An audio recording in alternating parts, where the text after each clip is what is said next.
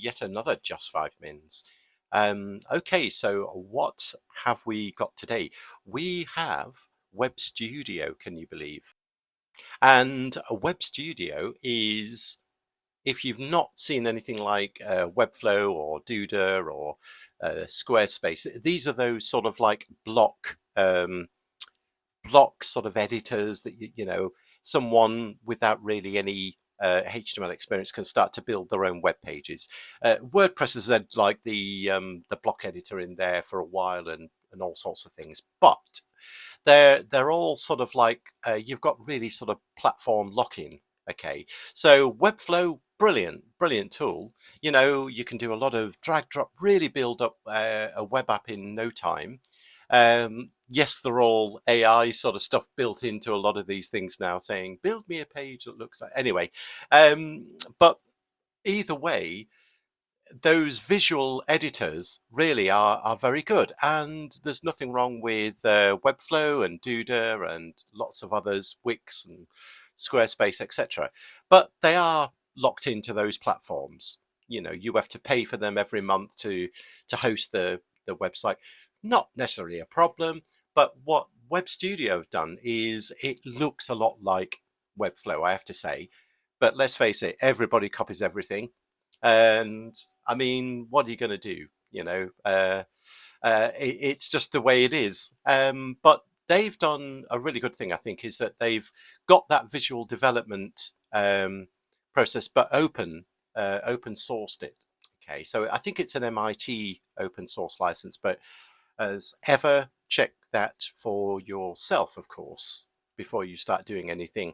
But ultimately, it comes. There's a few things that come with it. I won't go into all the details, but the main thing is the visual editor, and it's very good. It's drag and drop components building up a block on your page.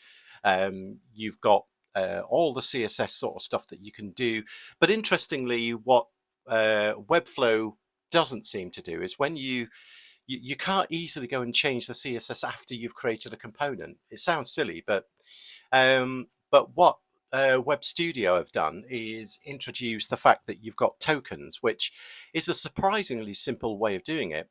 Is you've got a token, which is just a name or whatever you want to call it, that can have not just really a CSS class, it can be a set of classes for CSS, but the point being is that you can then inject those tokens into any of those components that you've got in your web app, which means, of course, is that you want to go tweak that CSS, you're putting it in one place to start with, and you can easily change it. It's native sort of CSS if you want to go to that level, but you don't have to mess around replacing something or whatever. You can just tweak a token for the CSS, and wherever that token's being used, it's going to apply the CSS. So things like that. And the visual editor it is all in beta at the moment, by the way, but already it's got a fairly decent full-featured editor. Okay, but then comes to the next sort of superpower, if you like, is it's open source. There's no platform lock-in. Now they do have hosting. Okay, so they've got a really good pricing model, I think. You can have them host the website, a bit like Webflow and whatnot. So you've got a hobby one for $0.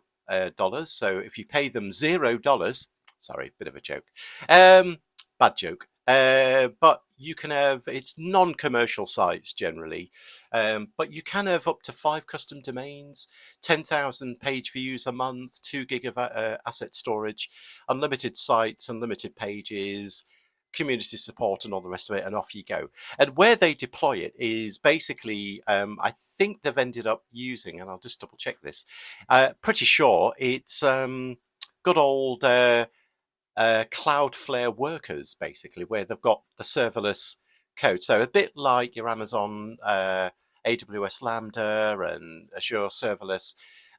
This is CloudFlare workers, where you can deploy serverless code, etc. So they're using CloudFlare, which is already at the edge, as they say.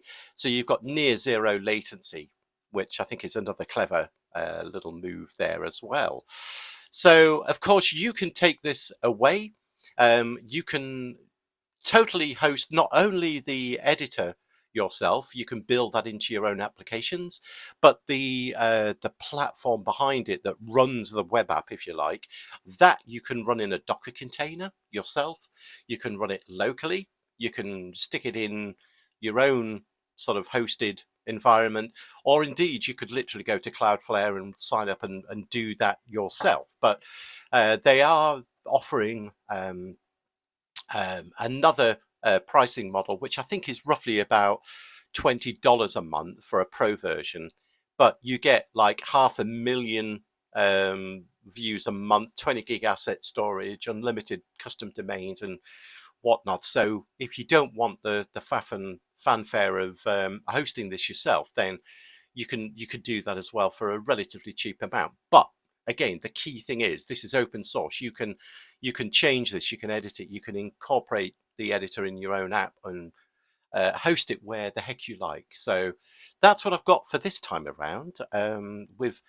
I should start calling this just 6 minutes, really, but there we go. We've run over a little bit, but until the next time, take care, and we'll catch you on the next one. Bye.